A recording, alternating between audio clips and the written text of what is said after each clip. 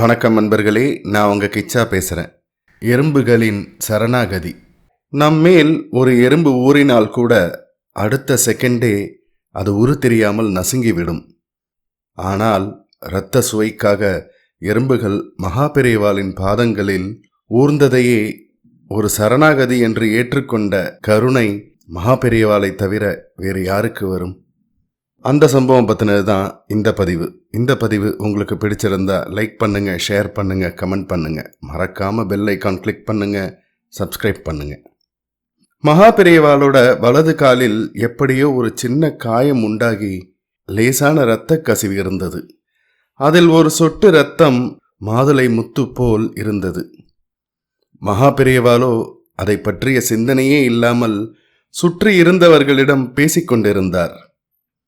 ஒரு எறும்பு வந்தது, அந்த காயத்தின் மேல் ஊர்ந்தது.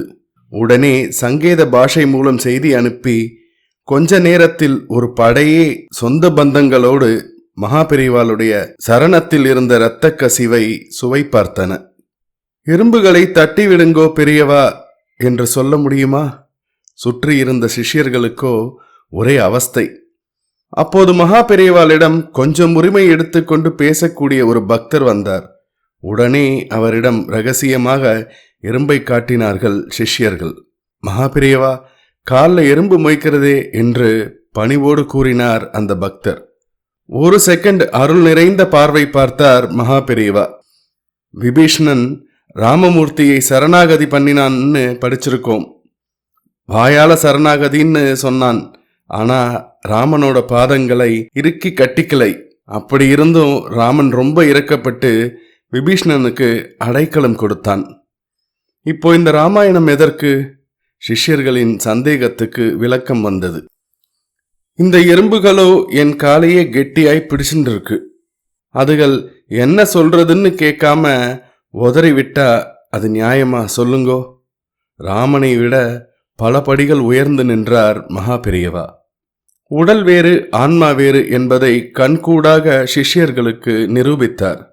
இரத்த சுவைக்காக அவை அவருடைய பாதங்களில் ஊர்ந்ததையே ஒரு சரணாகதி என்று ஏற்றுக்கொண்ட கருணை மகாபெரிவாளை தவிர வேறு யாருக்கு வரும்?